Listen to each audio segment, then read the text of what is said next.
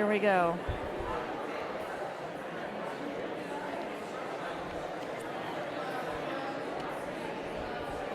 Good evening, friends. We are so glad that you are with us. We have so many friends in person and over 1,500 folks joining us online. Welcome to Mayflower Congregational United Church of Christ. I am Lori Walke, the senior minister here at Mayflower.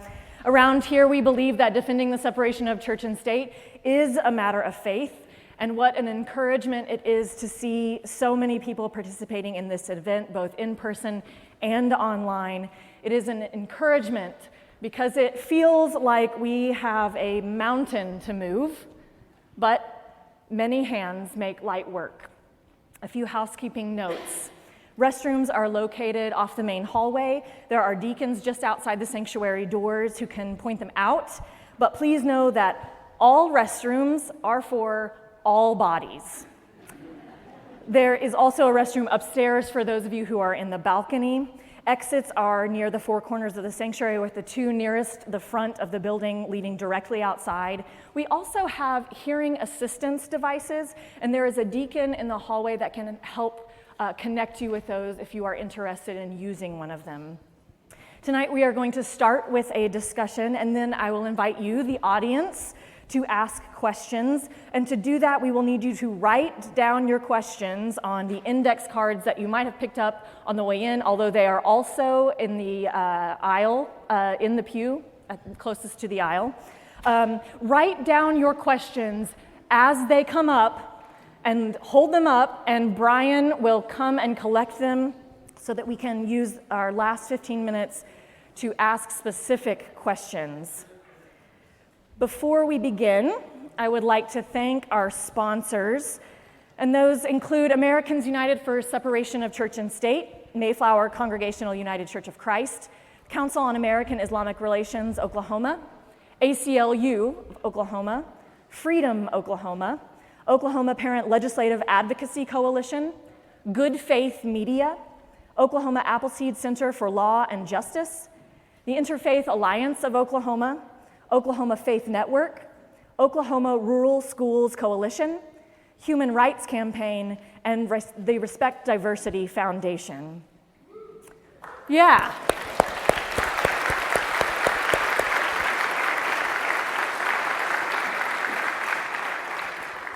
Please be sure to give your time and attention to those organizations as they support the work and spirit of what we are doing tonight. I am excited that we have Rachel Laser with us in person in Oklahoma City tonight. Rachel is the president and CEO of Americans United for Separation of Church and State, and became the organization's first non-Christian and female leader in its 77-year history in 2018. Rachel is a lawyer, advocate, and strategist who has dedicated her career to making our country more inclusive.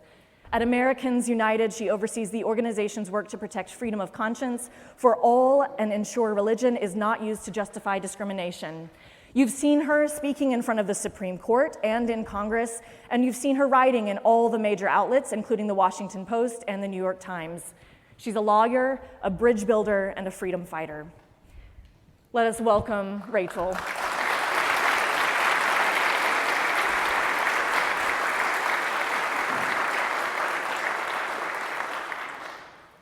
And because I just think this is good form, it's Rachel Laser. It's Rachel Laser. There are just a lot of faces in here, and even the preacher gets nervous. We are also thrilled to have with us Dr. Samuel Perry, who is the Sam K. Viersen Presidential Professor of Sociology at the University of Oklahoma. An award-winning scholar and teacher, Dr. Perry is among the nation's leading experts on conservative Christianity in American politics. Along with over 120 peer-reviewed journal publications, he is also the author or co-author of 5 books, including the award-winning Taking America Back for God and The Flag and the Cross. His forthcoming book is entitled Religion for Realists: Why We All Need the Scientific Study of Religion. Dr. Perry is also a frequent contributor at Time Magazine and is featured in the new documentary Bad Faith: Christian Nationalism's Unholy War on Democracy. Let us welcome Dr. Perry.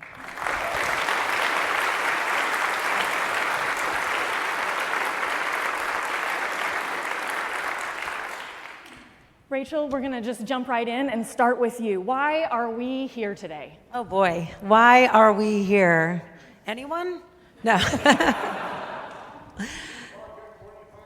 We are here because of Project 2025. We are here because today Christian nationalism and white Christian nationalism is a very serious threat to each of us individually and to our nation. And I can say that I want to take a minute, I think, to define Christian nationalism and white Christian nationalism, because those are big words, right? And there's a lot to say about them. Then I want to say very briefly, I'm supposed to have 2 minutes, Lori, I know. I know you're watching. Then I want to say very briefly why this Christian nationalism is a threat to us individually and collectively, and really quickly conclude about why church-state separation is the fix. White Christian nationalism isn't Christianity. It is a political ideology that is rooted in the belief that America was created for European Christians and that our laws and policies should reflect that privilege. It is a dangerous ideology because it is anti-democracy. Our democracy is rooted in the belief of equality, and white Christian nationalism is rooted in the belief that some of us should have preference over many others of us, actually the majority in this country. Why is it a threat to us individually? It's a threat because your decision about what to do with your body, if you have reproductive parts, should be between you and your religious and moral beliefs, right, and your doctor. It's a threat because if you want to love someone who is your same sex, that is your call, but white Christian nationalism would take that right away from you. It's a threat, and we saw this so tragically here in Oklahoma. If you identify as a gender that wasn't the gender of your birth, and I'm speaking about Next Benedict, the non-binary teenager who died, right? And at Americans United, we drew a direct line to the anti-LGBTQ rhetoric of this white Christian nationalist movement, right? And we could talk about that. And of course, it's a threat to our democracy, and I think you need to say nothing more than look at the parading crosses and the Jesus 2024 flags at the insurrection, right, in 2020. Why is church-state separation the fix? Because white Christian nationalism is seeking to embed and codify this power into our government, into our laws. And I want to shout out that we have lawmakers here tonight, like Rep. Mickey Dolenz, who are fighting hard against that happening. And thank you.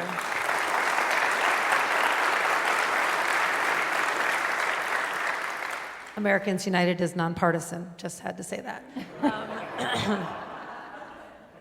So when we separate religion from government, we refuse to allow one set of religious beliefs to be embedded into our laws. We refuse to allow the government to favor any one set of religious beliefs over any other or over non-religion. And I can't wait to talk more about church-state separation tonight. I'll end it there. Thank you, Rachel. Thank you. Dr. Perry, did you have anything to add to that question of why we are here tonight? I think it's important that we define our terms, and I love that Rachel did that. I think one of the concerns that I have over the past few years is, as if you haven't noticed, this term Christian nationalism has become pretty popular. It's become something that's been bandied about in popular discourse. It's in the newspapers. It's used in late night comedy shows and referenced by Stephen Colbert or something like that, right? It's something that we're talking about now. If you go on Google Trends right now, and you can see that since actually Marjorie Taylor Greene recorded a video of herself saying the Republican Party ought to be the party of Christian nationalism, searches for Christian nationalism have been rather high since the last several years. So why is that important? Well, because as these terms become more popular, there is the danger that they start to become a little bit murky, and they can be used as slurs. They can be used to say that any kind of conservative politics that I don't like is Christian nationalism. Oh, look at that. That's Christian nationalism. It's or religious people getting involved in politics at all is Christian nationalism, or people saying that they want to vote their values is Christian nationalism.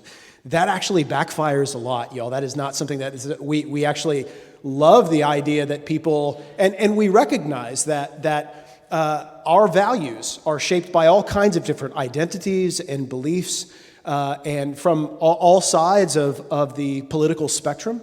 And so I love that we're defining what is Christian nationalism, specifically white Christian nationalism, as it's related to a certain kind of identities, a certain kind of beliefs, because if we don't use these terms carefully and responsibly, we could be guilty of the very things that we feel like other people are guilty of in using slurs to just make political enemies. I'll give you an example of one, the word woke, right?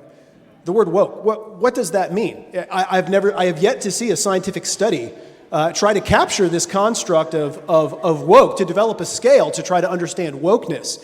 It does not exist because it's a garbage slur, right? It's a word that's used only for the purpose of saying anything left of me is woke and we don't like that, and so we're going to drive wokeness out of public schools or wokeness out of politics.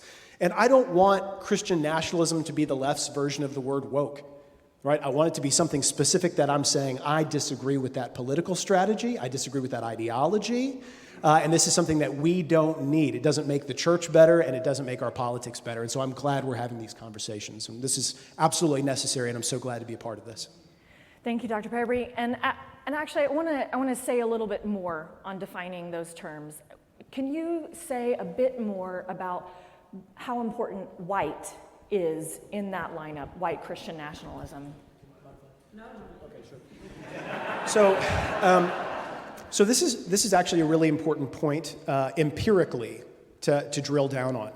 A few years ago, we started to try to understand this concept of Christian nationalism. How many people in the United States believe this? How many embrace this ideology, and what kind of impact it has on their political values and their political behaviors? And it is substantial. We find in our empirical research that Christian nationalist ideology, when we look at its effects on how people make political decisions and how people make value judgments about politics, we find that it is not just correlated with those things. Usually it is the number one predictor of political attitudes and values, and so it matters a lot. But we found something interesting when we started to drill down a little bit deeper in the data. We found that mostly what we're talking about when we're talking about the impact of Christian nationalist ideology on Americans' values and behavior is limited primarily to white Americans. And this is particularly because religion in the United States, because of our unique history, the segregation of the church historically, and because of what religious language ends up meaning, our religious language and identities are fundamentally racialized. They're shaped by our own unique racial experiences in communities. So we find that in our surveys, and we've done dozens and dozens of national surveys of Americans, when white Americans hear the language of Christian nation, Christian values, Christian heritage, they demonstrably believe something or hear something different than what, say, black Americans do. Black Americans, when they hear language of Christian heritage, Christian nation, Christian values, I won't speak for all black Americans, obviously, but they tend to, in our surveys, they tend to think of something more similar to what we would describe as American civil religion, this idea that we as Americans have a responsibility to be good stewards, to advocate for justice. It's more of a progressive idea of what religion and its relationship with the government would look like, that we fight for justice, we fight for good stewardship and our responsibilities. When white Americans hear those same terms, they seem to think nostalgia for an earlier time when the right kind of values and the right kind of people were in charge. It makes them think fearful of something being taken away from them. There has been experimental studies within the last few years that finds that when white Christians are told that Christianity is diminishing in number, that the numbers are declining and secular Americans are increasing, they actually respond, and white Americans only, they respond with greater Christian nationalism. It is like a circling the wagons kind of ideology. It's something that they respond with to say that we're under threat, and so we need to remember who this nation rightfully belongs to, and so that's why it's important to distinguish white Christian nationalism from just this generic language of Christian nationalism. It is actually empirically specific primarily to a white audience, if that makes sense. And I'm happy in the Q&A to follow up on that, because this is not something that I'm just kind of pulling out, and I don't say white Christian nationalism just to make it sound racist and scary. It is something that we have documented in study after study after study, and I'm happy to elaborate more. Which is why it is scary, Right. because we have the numbers. Right. Rachel, I wanted to talk to you about how we get people to take this seriously. I was recently listening to a podcast, and there was a note that, some people sort of are still find Donald Trump and this movement as just entertaining. And there was a reference even to a quote, and I cannot remember the context, but sometimes people just want parades and drums and flags. But people are not taking this as seriously as it needs to be taken. It's not just about parades and drums and flags. How do we get people to take this seriously? That's a great question. And I travel the country, so it's so interesting to kind of answer that question in different states, right? Because there are certain states that you think of as very progressive states, but the Christian nationalism is much more buried, and so it's a little harder to get people to relate to it and take it seriously. Like, they'll take white supremacy seriously, but you add in the Christian part, and they're not fully buying it, or they're confused, or they don't really think that's the root of the problem.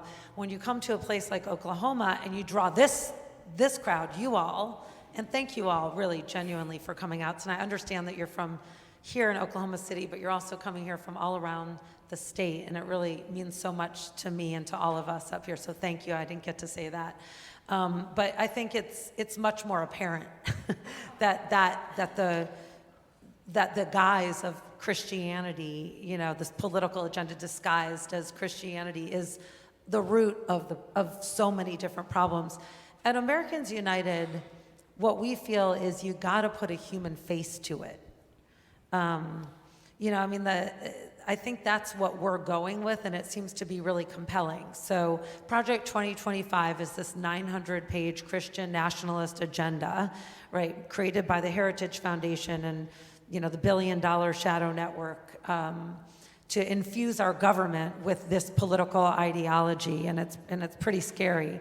And it's hard that's a great way to ask your question, because, it's like, it's filled with these proclamations, but the language is very legalese, and it's hard for people to really enter it as a problem. So we've created a video about clients of ours. They're called Liz and Gabe Rutenram, and they live in Tennessee, and they are the best couple. I wish they were up here actually right now with us, because they're in their low 30s. They couldn't have biological children of their own, so they decided to open their home up to foster kids, and they went to their local foster care agency to get a certificate to foster to adopt a little special needs boy they fell in love with, and they were turned away because they're Jewish. And this is a taxpayer-funded foster care agency, and it hit them really hard. And so we made a video about their story, and we put it out now, right? And it's actually in your programs. You can find a little QR code and go to our Project 2025 website. So again, I think putting that human face really matters, and there are so many human faces that you can put to it, because if you care about women having the right to make their own decisions about their own bodies, or you care about a family member or friend who has the freedom to love who they love, or you care about the right to read and learn. You don't want your books censored, and you want books on the shelves of your local libraries, or you want your children to be educated in the facts of science, right? Or not to be made to feel lesser because they may be from a different religious background than the state-sponsored religion, as it turns out in certain states like Louisiana, and Superintendent Ryan Walters is trying to do here. Those are a lot of human faces that you can put to the problem, and I think it gets you very far. I think this is a question that I want each of you to speak to from your perspectives. What should American Christians' role in fighting white Christian nationalism be? and not just American Christians, but other people of faith and secular progressives? What are our roles here? So there's a couple of, and this is a really important question. I'm a Christian, and this is something that I care about. I care about what goes by the name Christian. I care that when I tell people that I'm a Christian, I don't have to say not that kind of Christian, like, and you feel me, right? Like you understand, and that is because the popular understanding of what that means is it means right-wing, gun-toting, closed-minded person. And that's really important. That's not the Christianity that I grew up with. That's not what I endorse. That's not what I'm teaching my kids, and that's not what I want to leave behind. That's not the legacy that I want to be involved with at all. And so I want to carve out space for. Let me regroup for a second. I think it involves several different things. So it involves speaking up in a way that is productive and effective and relational. So I go to and I was talking to Rachel about this earlier. I go to an evangelical church. I have for a long time. I have an evangelical seminary degree, and I don't just go to that evangelical church. I have for years been a part of a community group. For years, led community groups there. For the last several years, I've led a men's Bible study that meets on a Tuesday morning in a Panera in Norman, and we talk about those kinds of things. But here's the thing. I know the vast majority of the people at that church don't necessarily agree with me politically. They know that I'm the Christian nationalism guy. And they have, several of them have actually made book clubs, and they've read books of mine and the thing. And I'm not invited to those book clubs, but they've said, like, hey, we're reading your book just to evaluate what's going on here. And that's great, because I want them to see me in those spaces. I want them to know that I am I am a Christian, that I love you, that we can believe the same things, that we can have barbecues and conversations and be in community groups, and we can know each other in that way, and that you see a face who identifies as a committed Christian who does not buy this line that if Christians are going to live and be political, then we need to run everything, and that we need to institutionalize our own supremacy in some kind of way. The things that I find un-American and un-Christian, frankly. So I think it's going to take persuasion, but it's got to be relational persuasion, not with anger and violence and with a closed fist, but it's got to be in relationship. So I do believe progressive Christians, and maybe not progressive on everything, but progressive Christians, progressive on this, Christians who care deeply about this, need to not disengage from those spaces if they can. Now, I'm not trying to tell you to go enter into a space where you are going to be subject to trauma or some kind of violence or some kind of hostility. I'm not telling you to take one for the team there and subject yourself to that. I don't get that. So, like, I'm not that. None of my identities would match the kind of person who would be getting that kind of anger and hostility. So I recognize that. But to the degree that I am able and comfortable, I want to enter into those spaces, and I want to speak with winsomeness and love and compassion to those people, to try to win them back, to say, this isn't the way, this isn't the Jesus way, this isn't the American way, and there is something else. And so I want to take advantage of every opportunity I can. I do this at academic contexts, and I do this in sociology departments and schools and universities, but I really love going to churches, and I really love going to the spaces that you'd be surprised I go to. I've been to evangelical seminaries, and I've talked about this. In October, I go to Hillsdale University. Or Hillsdale College, and I'm really excited about that. It's right before the election. I'm really excited about that conversation, right? It's to their credit that they invited me in the first place. I'm going to that space, and I want to have these productive conversations. So please join me in having productive conversations with people that may disagree with us, and don't abandon those spaces to the extent that we are able. This is because, here's the thing, this is not going to be overcome with us drawing hard lines with the people that we will and won't partner with, or with memes, right? Are or with memes, or angry memes. It's so. And I really do think what we saw in France recently, with the far right was in France was prepared to to sweep elections. And what we saw was a broad coalition between the middle and the left, and they were able to stave off what would have been, I think, a really, really scary time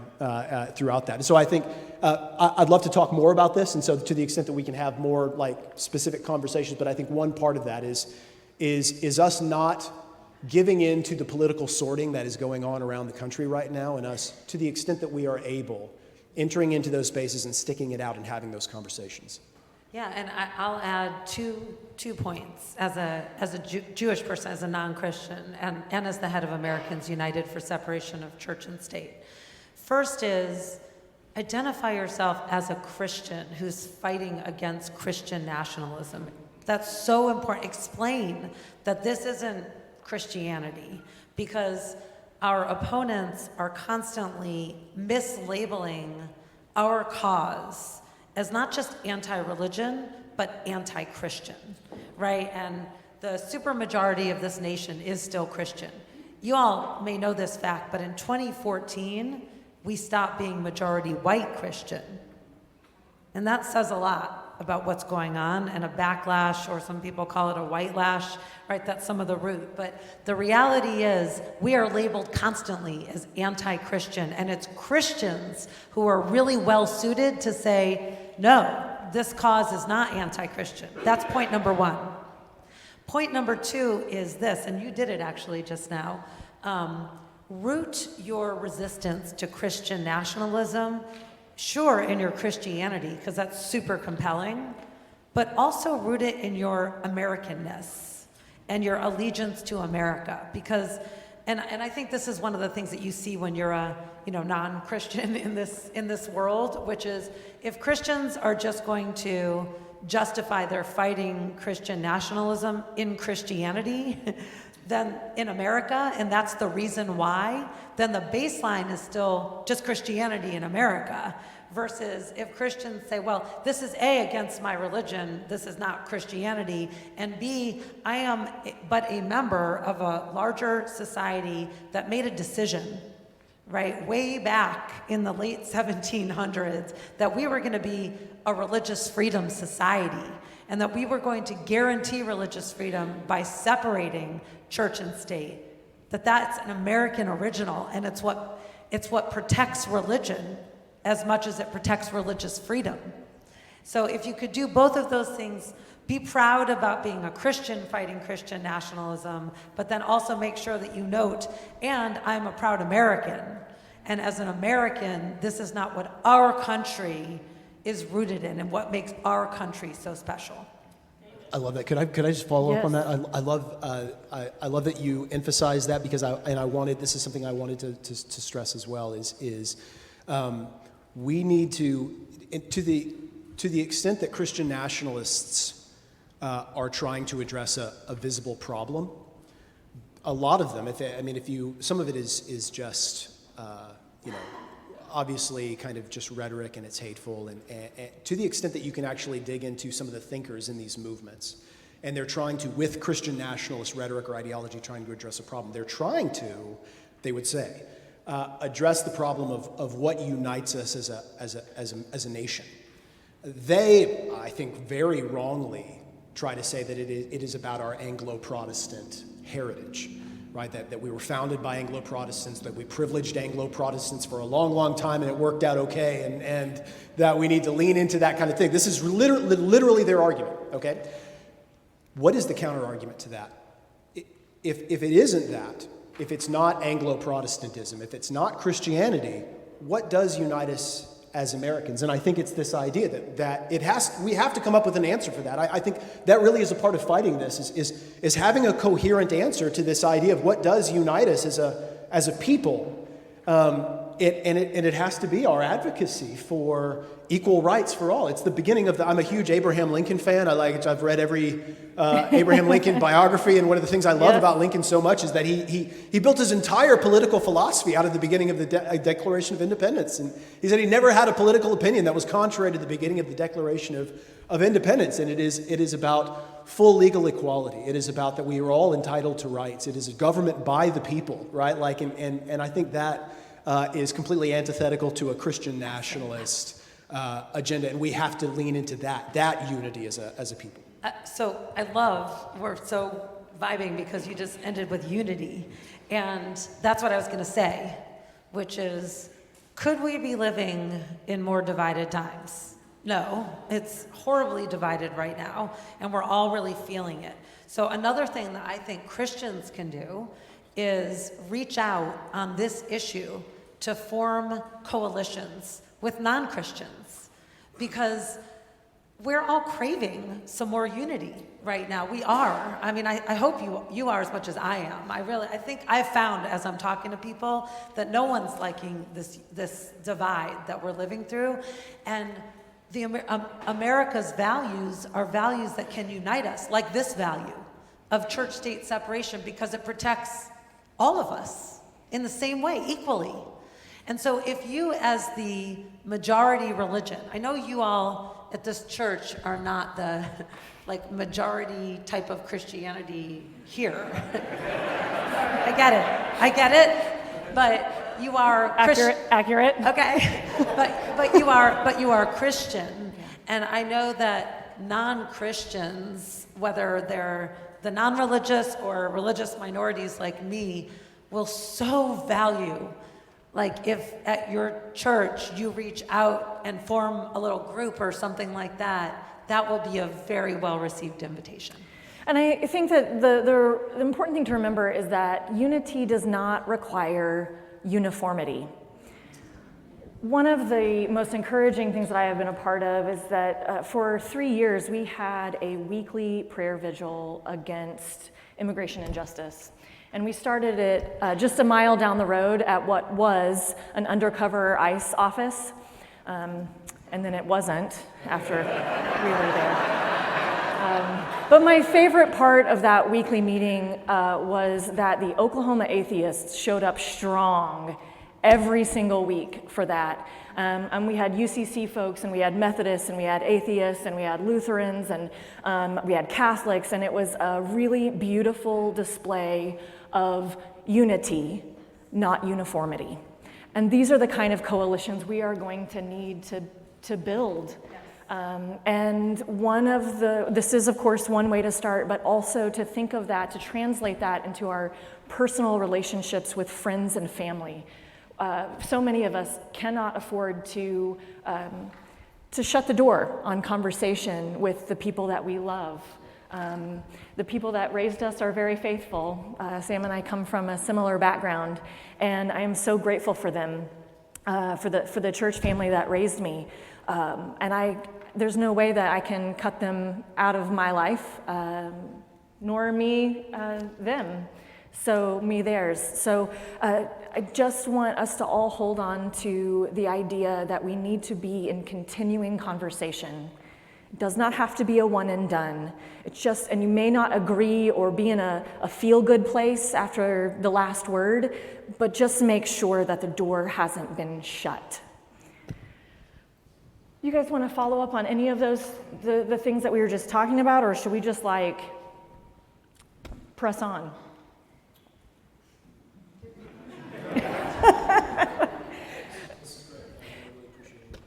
Okay, well, I've got a question.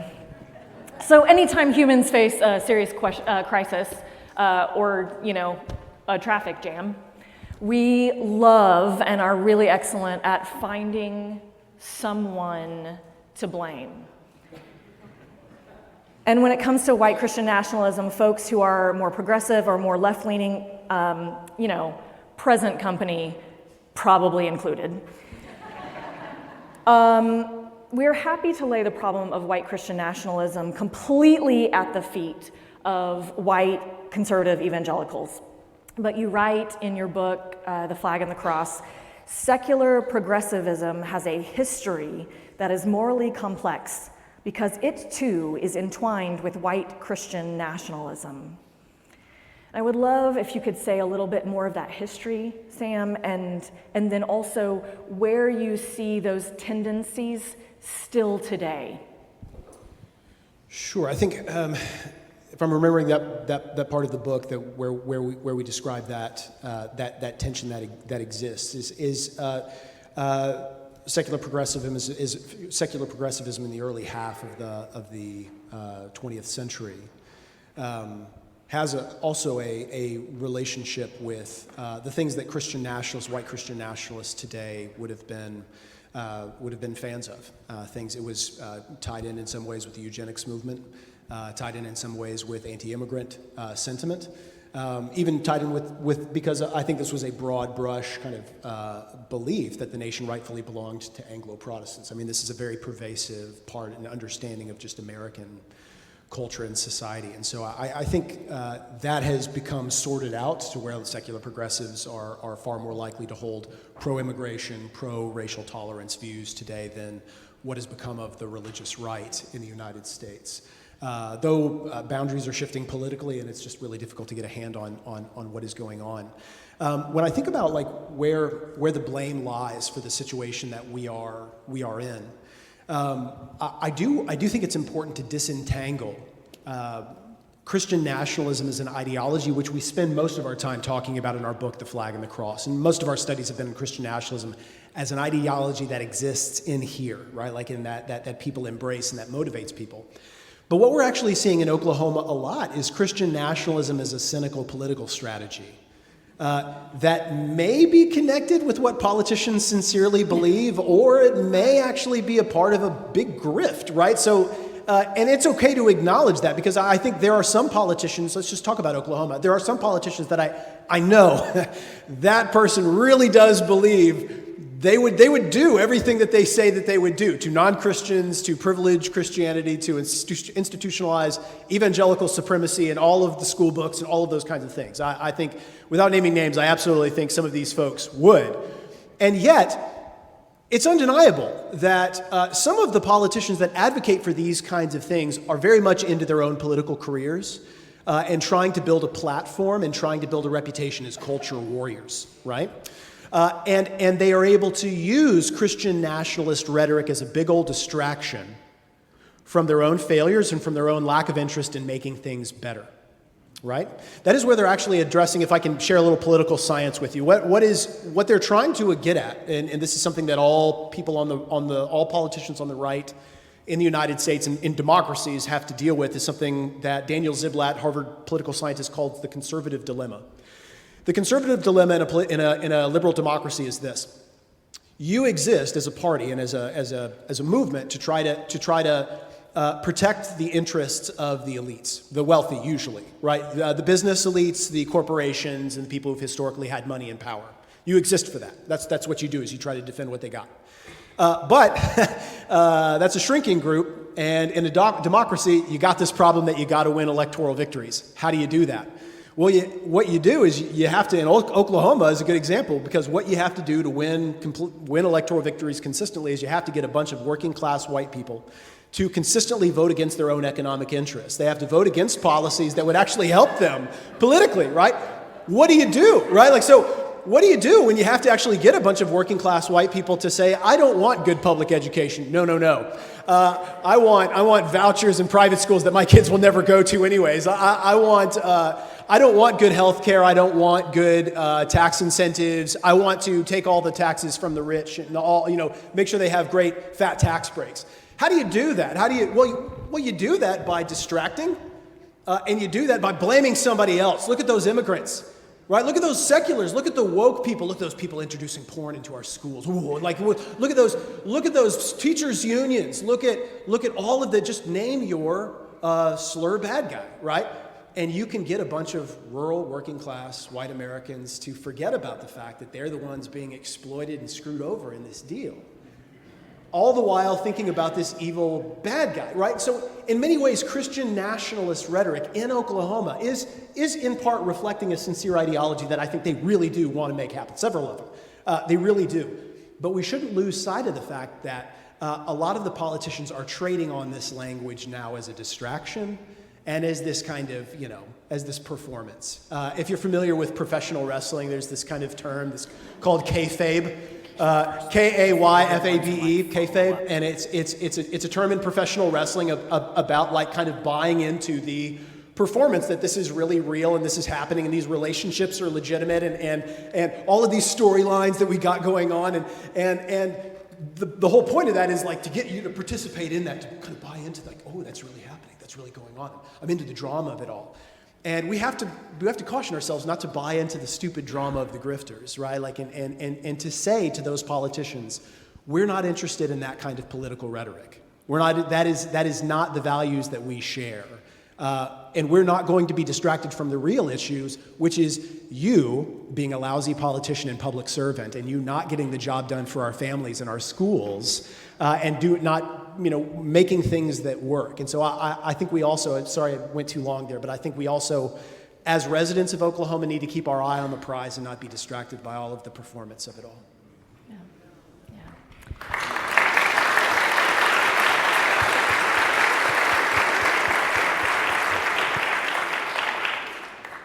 Rachel, what can we say? We're going to move into your questions now.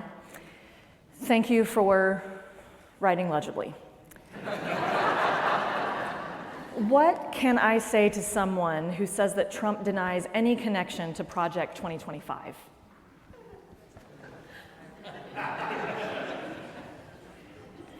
So I have to be super careful in this space as a nonpartisan organization that holds churches to being nonpartisan, and the Johnson Amendment, which applies to us as well. But I think that you can look at the past Trump administration's priorities and executive orders, and then look at what's in Project 2025 and see a lot of overlap. Maybe I'll just leave it at that. And if you go to www.au/project2025. AU stands for Americans United, and this is in your program, that you can go and get educated about Project 2025, and we can help you do that. For the too long didn't read version, yes. How do you counter the statement, Project 2025 is no big deal? That's great. Well, one way to counter it, we believe, and I'm going to go back to something I said before, is to tell a human story. And so Project 2025 is explicit about naming lawsuits like our lawsuit on behalf of Liz and Gabe Rutenram, and saying that they're going to fight lawsuits like that, right? Project 2025 is going to outlaw medical abortion, right, and do surveillance on abortion throughout the country. Project 2025 is going to ensure that anti-discrimination laws for LGBTQ people aren't enforced and implemented in the healthcare, employment, education, and social services realm. And we have all this on our website. So I think there's a lot of concretes that you can point to, but maybe leading with a human story. Please speak on politicians mandating that the Bible be taught in each public school classroom beyond the historical context, but also as an ideology. And specifically for you, Dr. Perry, how are you going to protect yourself from Ryan Walters?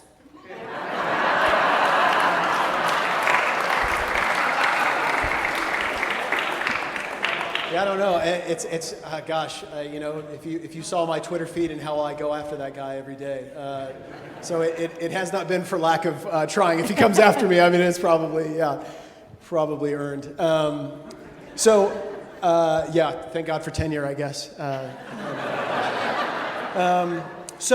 think my wife is a public school teacher, and she teaches math and science, and we have lots of conversations about what this is going to look like, if that is something that she is legitimately forced to do. Oftentimes you get this, again, sometimes you get these kind of religious signaling things that don't necessarily trickle down into the actual classroom or the policy. Is my wife going to have to make reference to the Bible in her math and science courses in elementary school? What is this Ten Commandments thing?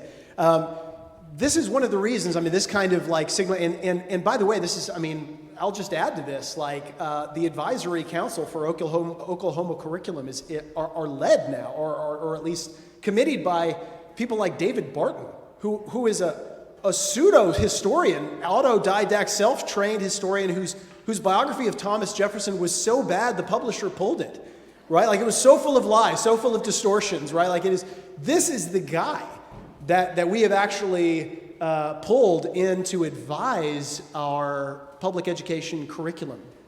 It is insane to me, the world that we live in, and the fact that people say, oh, Christian nationalism is not a thing. Like, do you really see what is going on in Oklahoma, that they are actually saying, no, it's a thing? Like, it's almost like the politicians are literally saying, like, no, it's a thing, and we really want to do this. One of our senators, Dusty Devers, is actually, one of our state senators, has actually written a document called Christian Nationalism and the Gospel, in which he argues for Christian nationalism by name, along with other pastors and leaders. And so this is not something that they're even trying to hide anymore. I think it is overtly Christian nationalist in its intent. I think this is one of the reasons why we have to have these kinds of conversations, to identify, as Rachel was saying, as Christians who say that this is not only unchristian, it's unneighborly, it's not loving your neighbor to cram this in their faces and to force this way. It's also un-American, deeply un-American in our constitutional responsibilities and rights, and it's something that we have to stand against. And it's something that we have to commit to trying to help Republicans who probably put Ryan Walters in office because they just do like straight ticket voting, right? Like that's a huge part of this, right? Is just people who say, well, I don't like Ryan Walters, but I'm a Republican, so I'm just going to click that box at the top of the ballot that says everybody who's a Republican gets my vote. It is, even if they want to vote Republican in a lot of other boxes, it's to try to, we got to help them think twice about, like, this person is not good for Oklahoma public education. He's not good for our national reputation. He's not good for what he wanted. He's using us to vault to his political kind of cabinet post in Trump's administration, he hopes, and so, or some position on Fox News. This is something that we have to target that guy and say, that is not representing Oklahoma values, my values as a Christian, my values as an American. And I'll just add to that. I think there's a legal strategy here that I want to speak to briefly, and there's also a messaging framework that I think can be really powerful. For the legal strategy, there is so much of this Christian nationalism coming out of the education sphere in Oklahoma right now. And Americans United is one of the lawsuits against St. Isidore opening, right, the nation's first religious public charter school. And we were so happy to see Republican Attorney General Drummond sue. Of course, his case, and we filed a friend of the court brief in that case, just won at the state Supreme Court, which said that that religious public charter school was an abject violation of church-state separation. Really, really strong, right?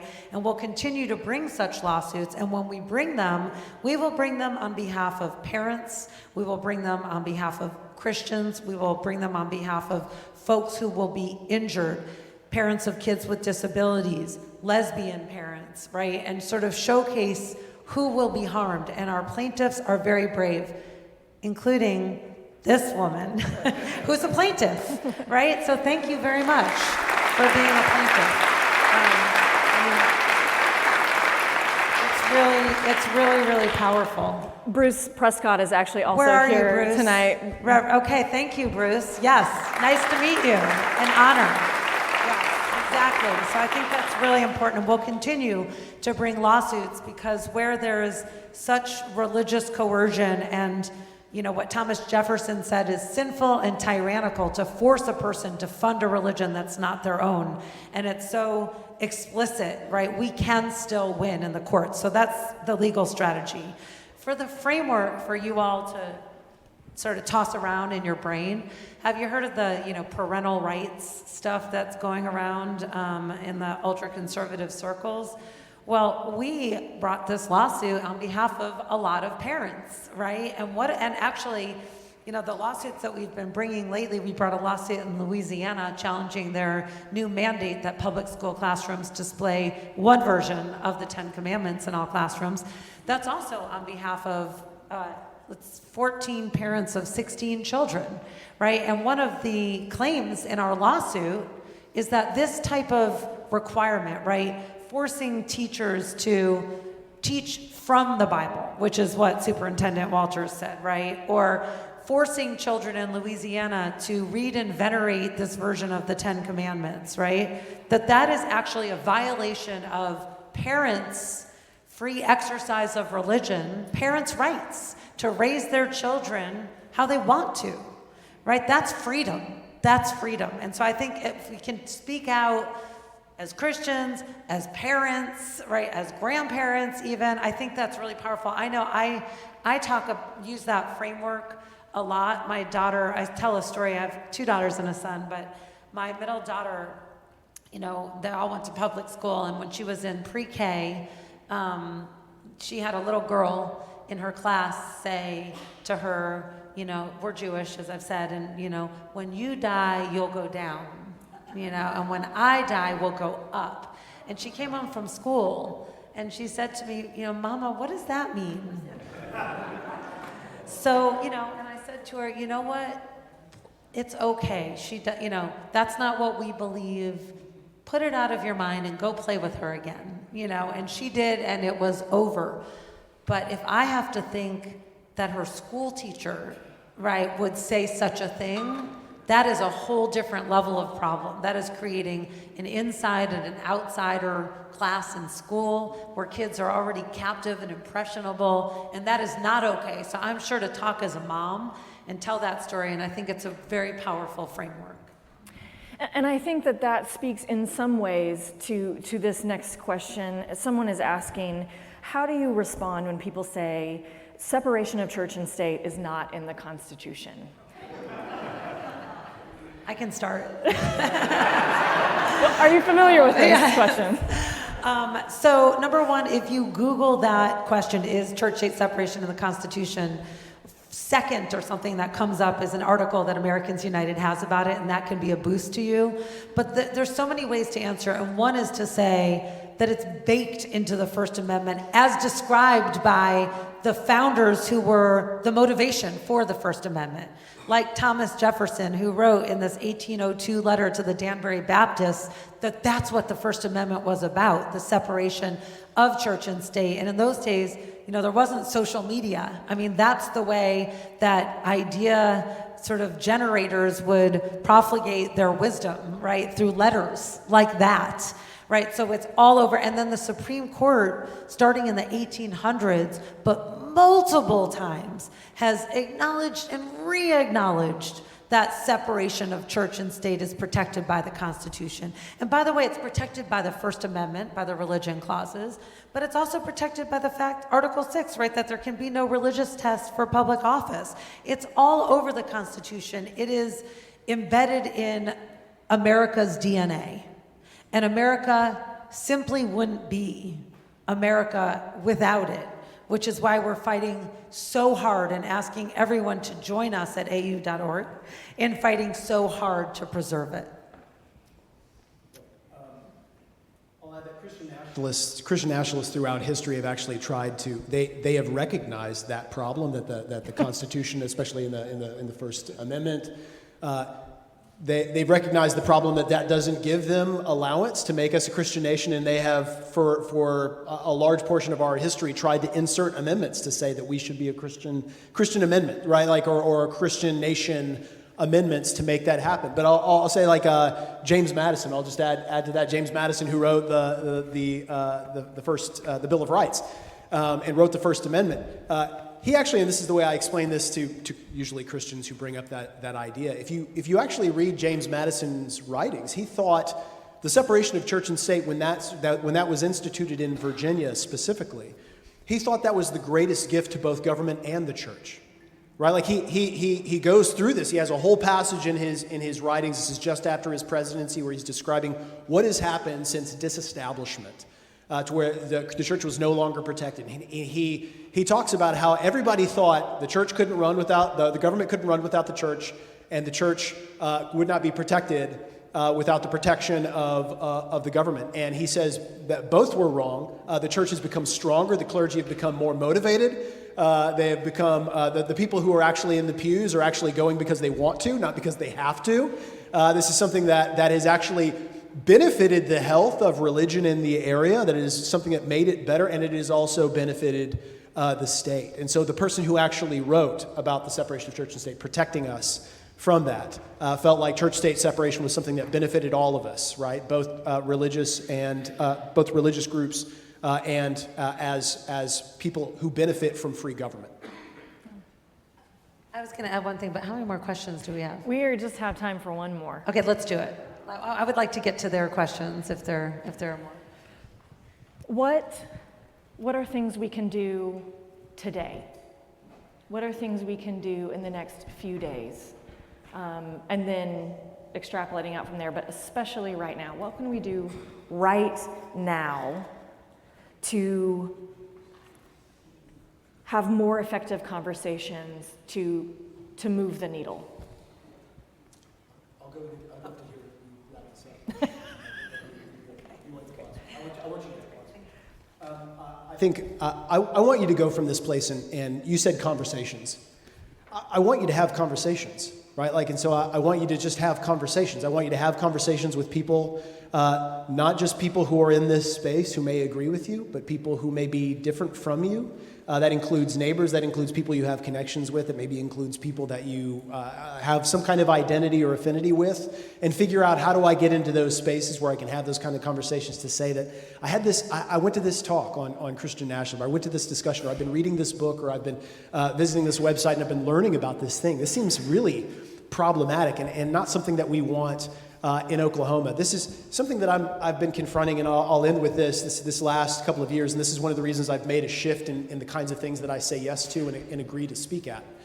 I did a study recently on who is more likely to know about this thing called Christian nationalism. Their Pew Research Center and PRI, they'd collected data that they made available to me, and I was able to get data on who in the United States has actually heard of Christian nationalism. And so I looked at the predictors of having heard about Christian nationalism, had even heard anything about it, or knowing anything at all, or knowing more. And I said, so what do you think of church-state separation? And I look up, and she, I see her cross, fine, And she says, well, I think we're a Christian nation. And I said to her, the story I'm about to say, by the way, is kind of uneventful, right? I told my husband, I was like, do you think I should tell this story? He's like, well, it's kind of uneventful, but that's the point.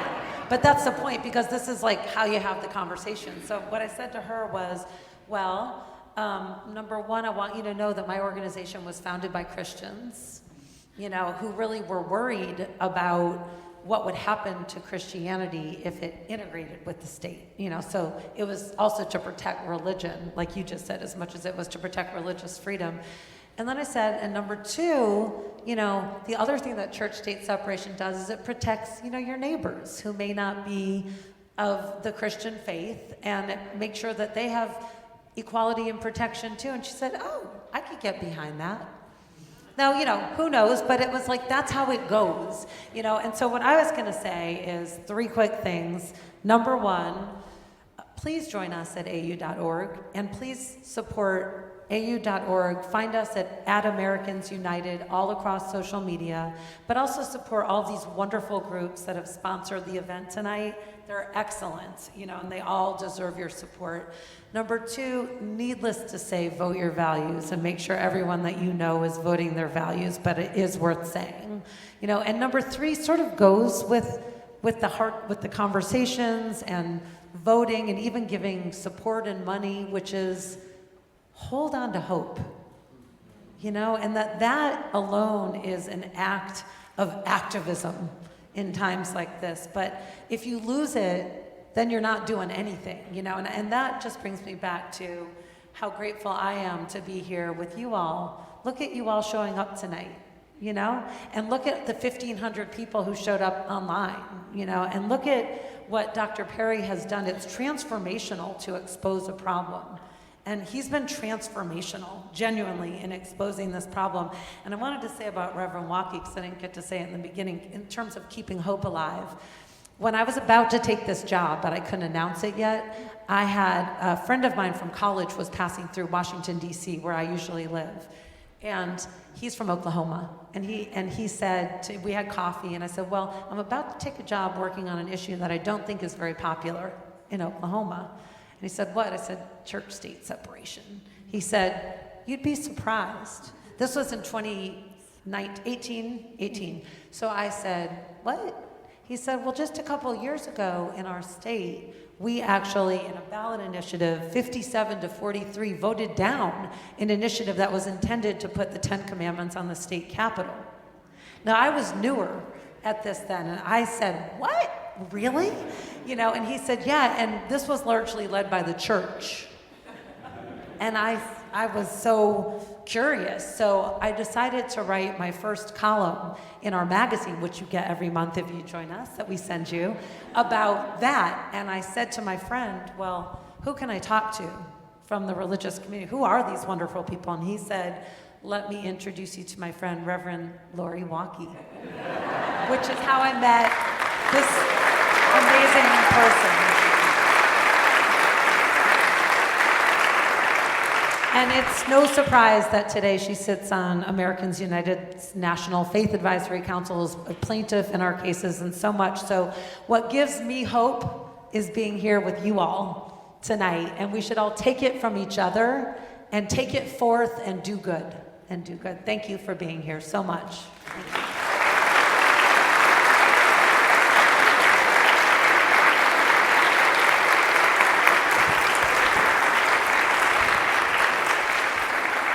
If you will indulge me for just a few more minutes, I would like to send us out, borrowing some words from Dr. Perry, an excerpt from the closing of his book, The Flag and the Cross. America is an experiment. It is an attempt to build a nation of nations and a people of peoples, and also to build a representative democracy on a continental scale. It is not inevitable or even clear that the experiment will succeed.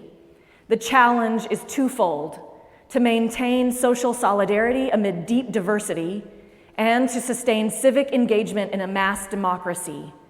Neither is easy. Much will depend upon the decisions that individual Americans make in the next few years, and also on the alliances that they forge. Many have already made their decision.